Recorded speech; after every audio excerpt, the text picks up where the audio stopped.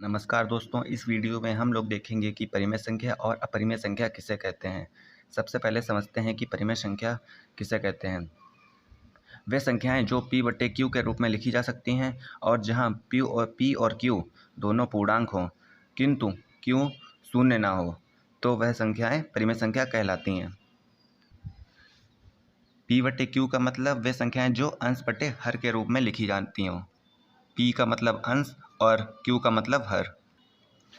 और पूर्णांक क्या होते हैं? पूर्णांक मतलब ये संख्याएं -4, -3, -2, -1, 0, 1, 2, 3, 4 ये सारी संख्याएं पूर्णांक होती हैं। और इनका जो हर है q वो जीरो ना हो।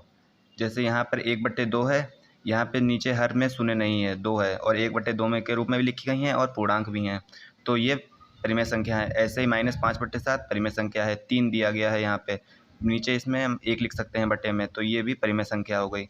-9/1 लिख सकते हैं। शून्य भी परिमेय संख्या होती है, शून्य के बटे में हम लोग 1 लिख सकते हैं। 22/7 भी एक परिमेय संख्या होती है। अब जैसे 3/0 ये एक परिमेय संख्या नहीं होगी क्योंकि q is not equal to 0 दिया गया है। क्योंकि q शून्य नहीं हो सकता, परंतु यहाँ पे देखिए अब शून्य है, तो ये परिमेय संख्या नहीं है।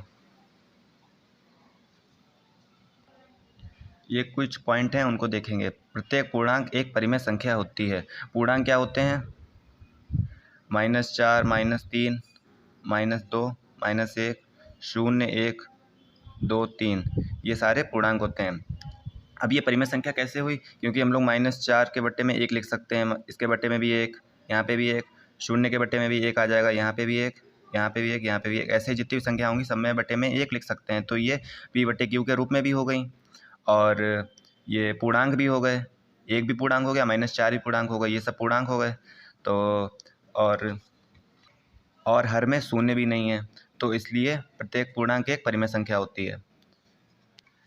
ठीक इसी प्रकार यहाँ देखिए, प्रत्येक प्राकृतिक तथा पूर्ण संख्या एक परिमेय संख्या होती है। प्राकृतिक संख्या क्या होती हैं?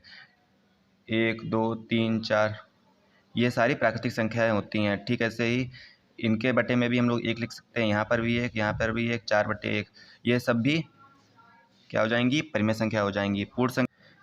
पूर्ण संख्याएं क्या होती हैं? जब हम लोग प्राकृतिक संख्या में शून्य जोड़ देते हैं तो वह पूर्ण संख्या हो जाती है। जैसे 0, 1, 2, 3, 4 ऐसे ही डॉट डॉट डॉट 0 से लेके जितनी भी आगे की संख्या अनंत तक जाएंगी वे सभी पूर्ण संख्या हो जाएंगी।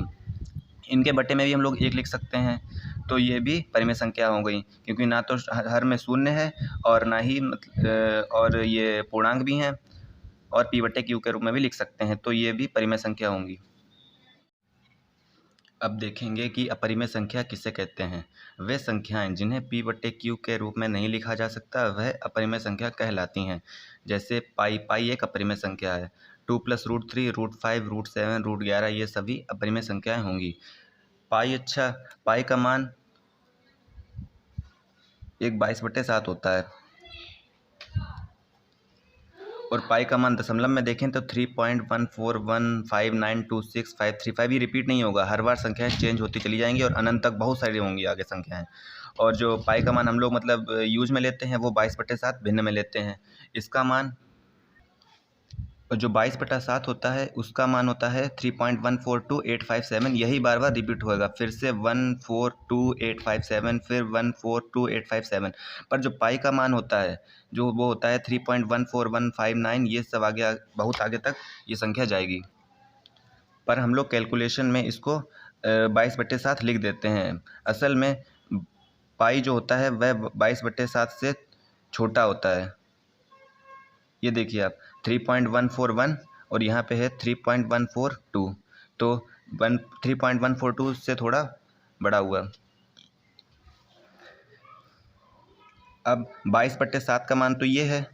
अब क्योंकि ये बार बार रिपीट हो रहा है तो हम लोग इसको p/q के रूप में भी लिख सकते हैं, इसलिए जो ये 22/7 है यह परिमेय संख्या होती है।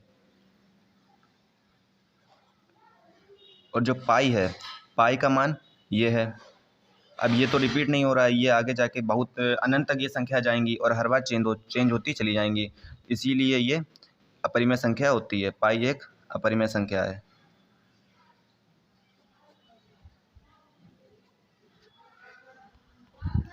इसलिए जो पाई का मान होता है वो हम लोग लगभग 22/7 के बराबर मान लेते हैं, पर असल में पाई का जो मान होता है वो इससे थोड़ा सा छोटा होता है। Thanks for watching.